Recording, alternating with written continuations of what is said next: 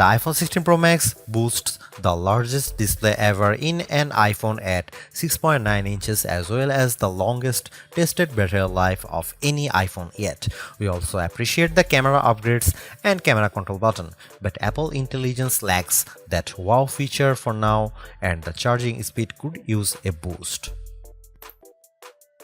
I have been a Pro Max user for years since the iPhone 11 Pro Max, but after testing the new iPhones, I'm actually torn about the iPhone 16 Pro Max.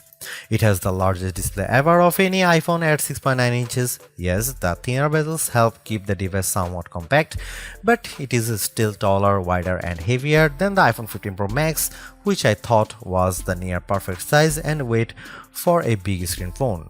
I have gone from feeling like I cheated the system to feeling slightly cheated. This might be an unpopular opinion, but I think the new Pro Max is a little too big, at least for my hands. It's more of a stretch now to do simple things like scrolling through web pages or TikTok, and once you put a case on your iPhone 16 Pro Max, it's like a mini tank. The good news is that the Pro Max is built to be more durable. In addition to having a titanium band, Apple claims that the improved ceramic shield display on this model is 50% tougher than the last generation. We can't drop these units, but on paper it's encouraging. The iPhone 16 Pro Max comes in 4 colors: titanium white, titanium black, natural titanium, and desert titanium. Our iPhone 16 Pro came in the natural, which looks fairly modern, but I prefer the desert color as it pops more. The iPhone 16 Pro and Pro Max displays don't get any upgrades in terms of brightness or refresh rate, but they are still among the best OLED panels on a phone. The only main difference is that the screens can scale down to a minimum of 1 nits, which means you can use your phone in bed without disturbing anyone else and get an even dimmer alarm clock. Otherwise, the new iPhone 16 Pro Max screen is largely the same, allowing the Pixel 9 Pro to surge ahead in terms of brightness. We measured a max of about 1500 nits for the iPhone 16 Pro Max, while the Pixel 9 Pro XL hit more than 2300 nits. Outside in direct sunlight, the iPhone 16 Pro and Pro Max were both dimmer than the Pixel 9 Pro XL, though Google's phone dimmed faster over time in response to the heat.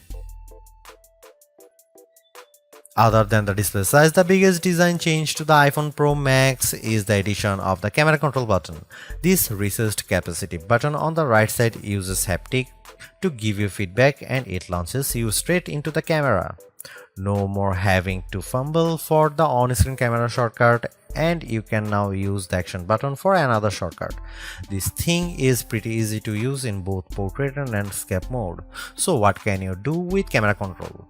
A lot, actually.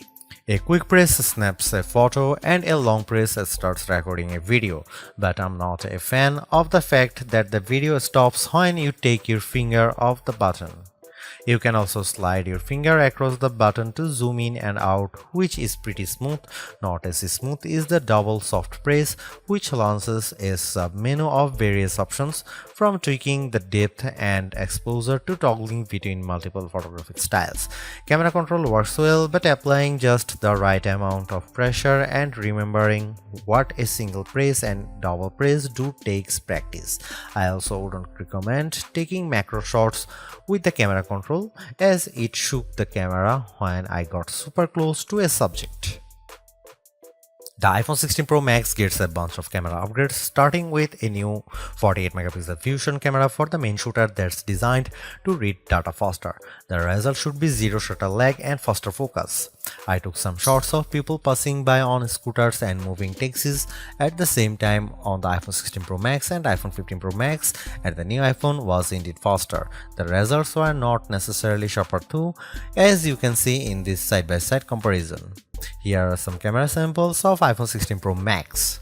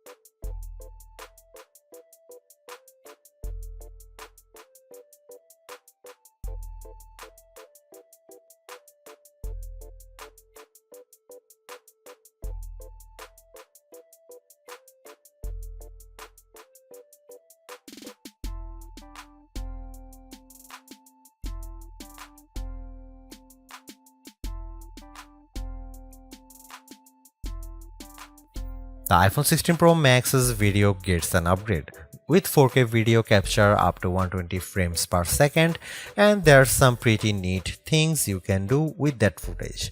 Using the playback speed controls, I could slow down a ping pong match to 50%, 25% or 20%, and the footage still looked sharp.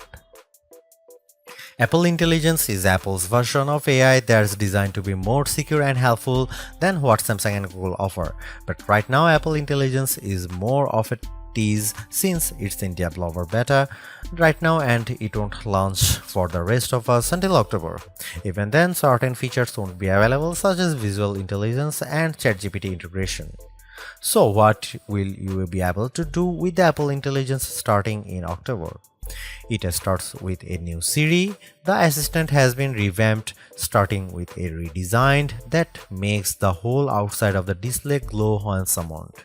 And you can type to Siri. Now you are in a situation where you don't want to use your voice. Siri is definitely more forgiving of screws up, as you can correct yourself on the fly and it will still get your command right. I started a timer and changed the time mid-sentence without a problem. You can also ask follow-up questions and Siri will get for the context.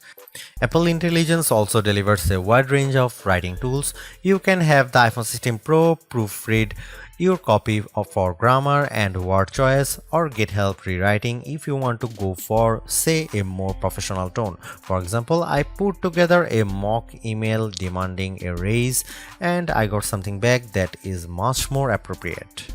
You can also have Apple Intelligence summarize long passages of text, as I did with a few notes.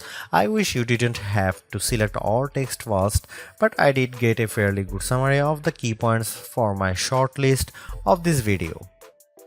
Don't want to look up how-to articles? Siri leverages large language models and Apple support info to give you step-by-step instructions on how to do lots of stuffs on your iPhone, from making screen recordings to scheduling a text. This is a game changer for kids who play the IT person for their parents like me.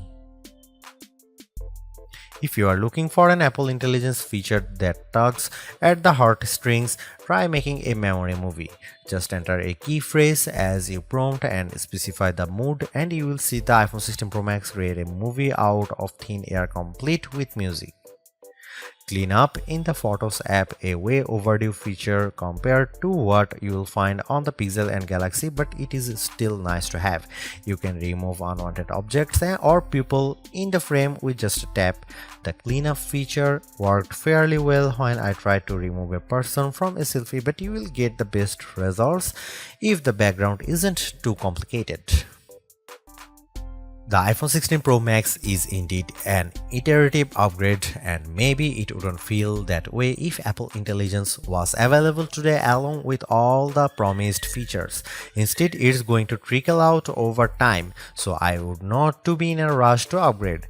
Having said that, I think that iPhone 16 Pro Max is the best phone money can buy right now if you want the biggest screen and longest battery life. It lags in zoom versus the S24 Ultra, but you get more endurance, better camera quality, and plenty of creative features like photographic styles and audio mix. I actually preferred the AI capabilities of the Pixel 9 Pro XL series with its smarter Gemini Live voice assistant and other features like Add Me for photos and Pixel screenshots. But the Pixel's performance and battery life trail the iPhone 16 Pro Max. For me, the iPhone 16 Pro Max retains its title as the best phone, but it's not because of Apple Intelligence.